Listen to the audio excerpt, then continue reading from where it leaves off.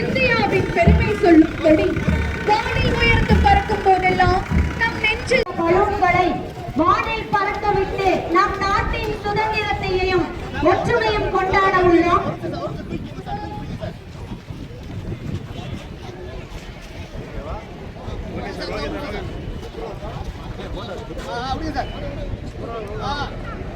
இதோ இந்த தருணத்தில் மாவட்ட ஆட்சித்தலைவர் அவர்கள் மூவர்ண பலூன்களை பறக்கவிட்டு நிகழ்வை சிறப்பித்துக் கொண்டிருக்கிறார்கள். இப்போது இந்த இனிய வானில் பறக்க செய்யும் அழகிய தருணம் இது.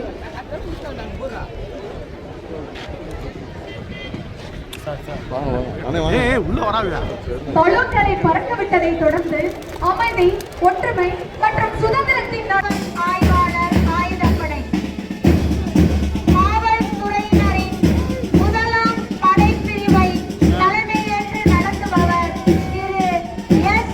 சுப்புராம், சிறப்பு சார்பு ஆய்வாளர். காவல்துறையினரின் இரண்டாம் படைப்பிரிவை தலைமையேற்று நடத்துபவர் திரு எம். பாலகங்காதர திலகர், சிறப்பு சார்பு ஆய்வாளர்.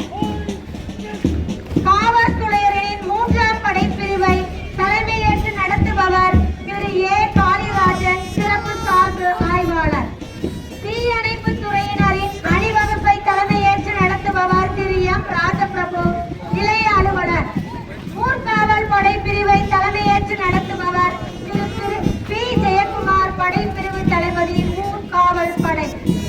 தேசிய மாணவர் படை மாணவர்களின் பிரிவை தலைமையேற்று நடத்துபவர் செல்வன் எஸ். பிரதாப், நாடார் சரஸ்வதி ஆண்கள் மேல்நிலை பள்ளி, தேனி. தேசிய மாணவர் படை பெண்கள் பிரிவை தலைமையேற்று நடத்துபவர் செல்வி பி.